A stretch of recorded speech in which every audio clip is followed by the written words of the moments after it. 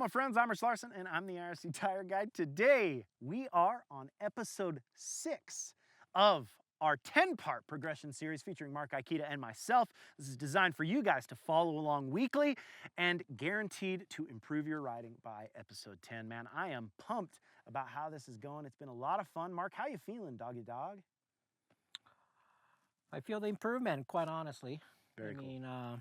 I really hate you because you're so good at teaching. That's very nice of you. And you just eliminate all the excuses I could think of. Nice. Forcing me to just work on it and improve and get a better rider. I like it, man. Well, that makes me feel good. Thank you, Marc. I still don't like you very much. You're a horrible student. It's just insult you right away. This is how he treats his student, okay, guys? Do you really want to take his lesson? This is how I actually teach my student. Just kidding. Marc's doing an amazing job. This has been a lot of fun. He's been like, he takes well to it. You can see he's got a lot of drive in him, and man, we've seen some improvements, which is really, really, really cool. Now, this is a very, very fun drill. We've got a nice rectangle square here, right? What we're gonna do is full lock 180-degree drills. Okay, this is one of those things that kind of comes back to that third episode. If you guys haven't checked that out, make sure you're following along weekly, checking those out and working the progression along with us. The third episode, we talked about getting onto our bike, right? We did that little drill where I lean the bike like this. Sorry, Romer, messed up his shade. I lean the bike like this, and I'm weighting that outside peg, and I come on nice and smooth using that muscle in my leg, right? Well, this is something that we kind of use during a movement drill. Now, when we're doing this 180-degree drill, we're weighting just like that. As the bike leans, we weight that outside peg. So this is one of those things where it's, again, an understanding of your center point in relation to what your bike is doing. Obviously, we're trying to maximize how many turns we can get in this area, and hopefully we can get a few, and then we can make some improvements and get more. Okay, that's my goal for you today. So we're gonna get right into it. I'm gonna show you the example of exactly what we're doing. Remember, all these cone drills, we can work them uphill, downhill, side hill, all different directions. Do them every way, because you'll find some ways are much harder than others, and you're gonna get a lot of benefits in practicing them in different situations. As you can see, we got a nice big rectangle here.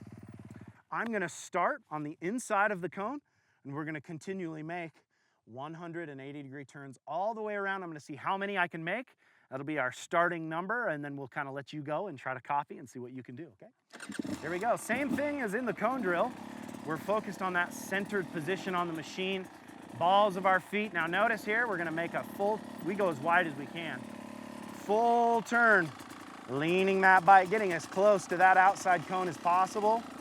You can see my inside foot is not even really touching the peg. In fact, that's all my weight is on the outside. I use that clutch to control my movement. These are actually pretty tight too, so we may even have to widen them out a little bit for Marc, but it's okay. I don't know what that is, 3. Ooh, 4 is gonna be a challenge. Beta don't turn very good. Is this cheating? It's 4.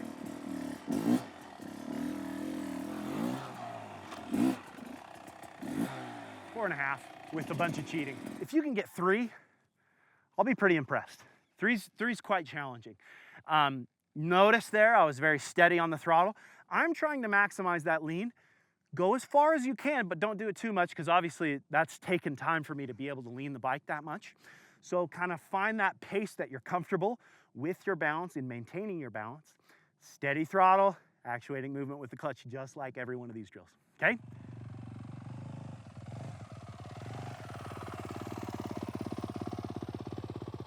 Good control, good balance. Very nice. That's 2. Uh-huh.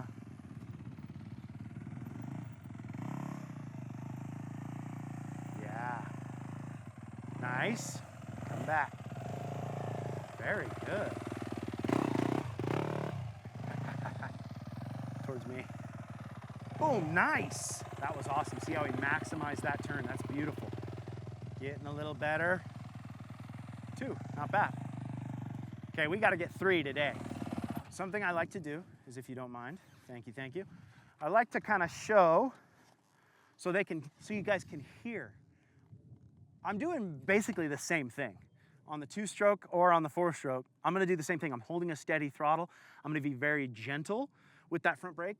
We're a little speedy coming around, but it's actually not bad. You did pretty well. 2's pretty solid. We're gonna try to get 3. This is a very tight one. I should have made it a little wider, but obviously, you know, the tighter it is, the harder it is, Mark. Ooh, wow.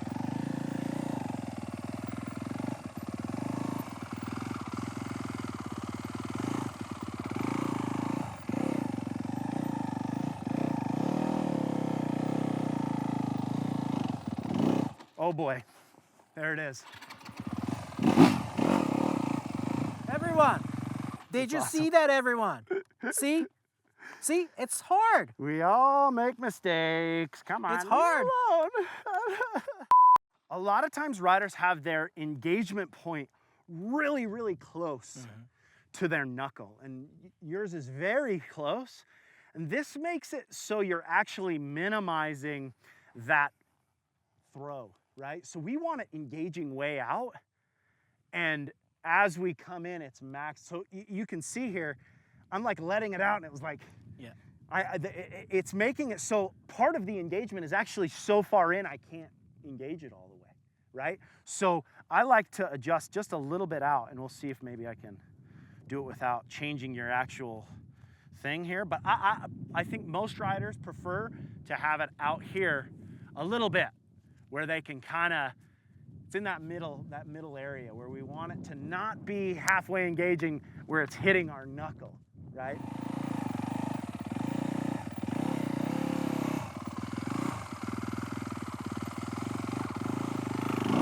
That's way better.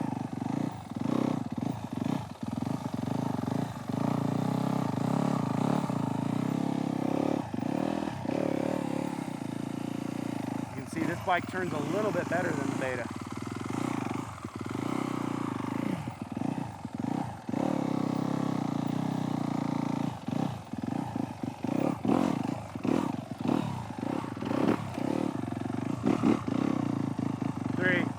Definitely get 3 because I was all the way here on my 3rd turn.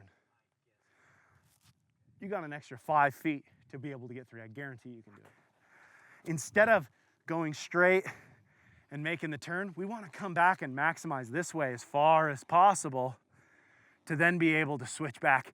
And again, we're kind of cutting overall radius out of our overall turn, right? Does that make sense? So cut back a little more. You did a good job on the first one. Come, I'll even like stand here. Come towards me. Boom. Again, we want to be maximizing. I'd like to see you touching these cones, right? If you get that, you can see here, 2nd turn, you've got plenty of room for your 3rd, okay? Our goal's 3. If you can get 3, I'll give you a super high 5. Not enough. Come on. Super high 5. I can't touch you.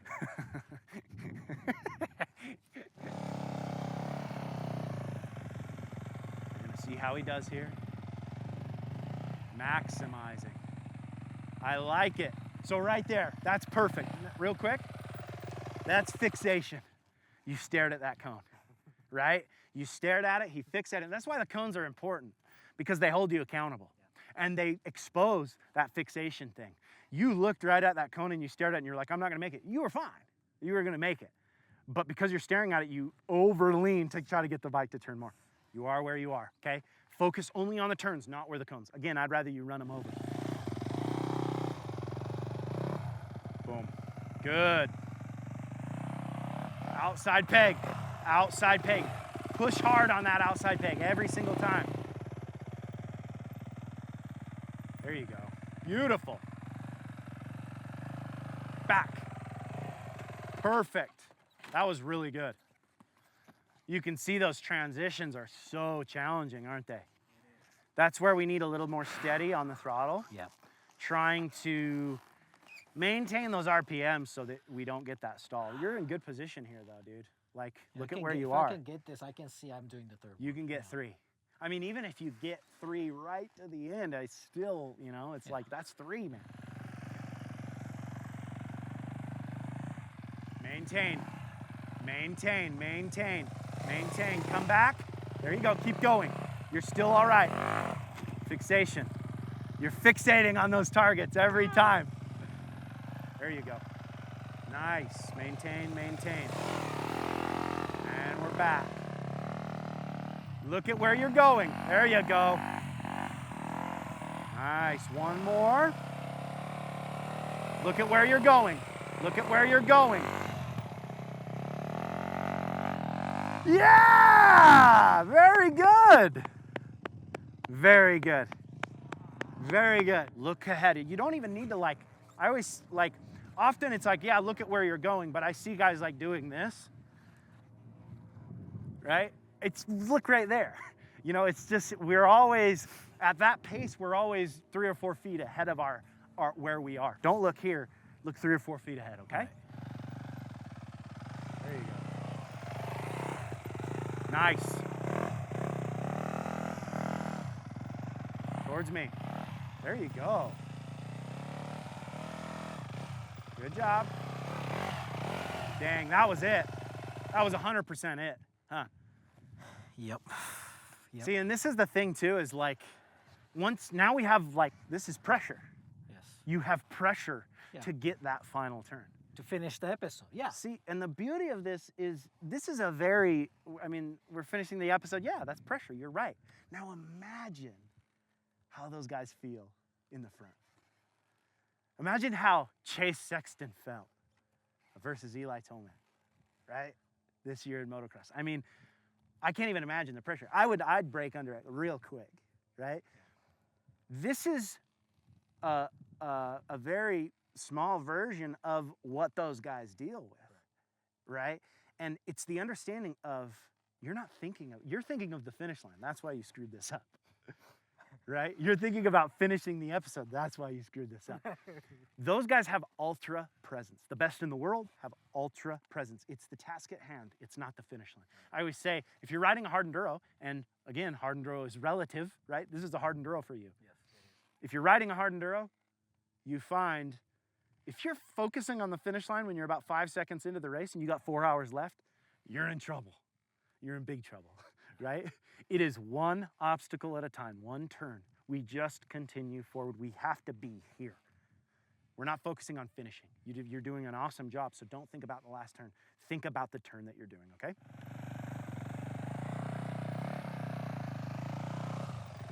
Yeah. Breathe. Breathe. Breathe.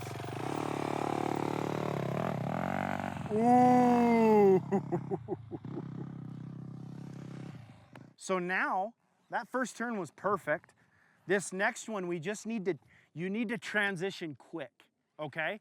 So once you finish that turn, lean into that thing. Get that second one going. Because if you can get that second one and your second one should be up here. You should be up in this area, not towards that rock. You should be turning before that rock. And you've got it made if you can get it there. So you've got to really transition and snap that turn, okay? Uh-oh. Yeah. Transition. There it is, there it is, there it is! Yeah!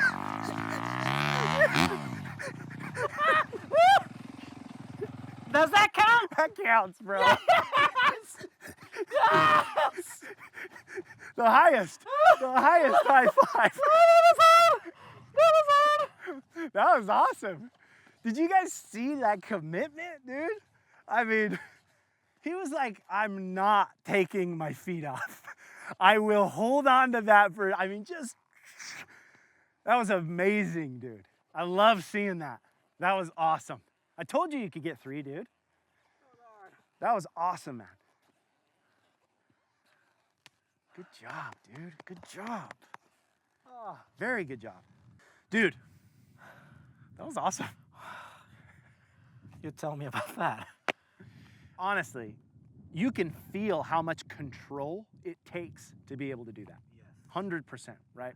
You can see it is an understanding of where you are in relation to what your bike is doing, throttle, clutch control, balance, everything. You have to really feel the machine. And truthfully, your biggest problem was you were trying to go too slow.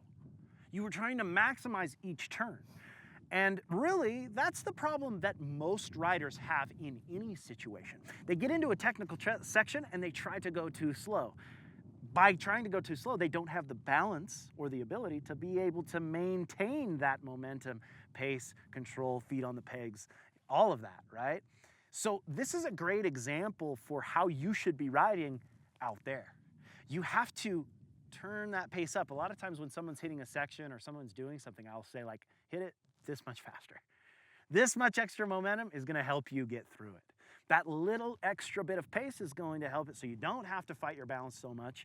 And especially for the more greener riders like yourself, this is one of those things where we have to build our way to that balance. And this has been an awesome way to do that. Dude, you held on to it at the end. You were like, I am not taking my feet off the peg. I was going for it. That was so sick. I had enough. I respect that. That was really awesome. And this is what it's all about, man.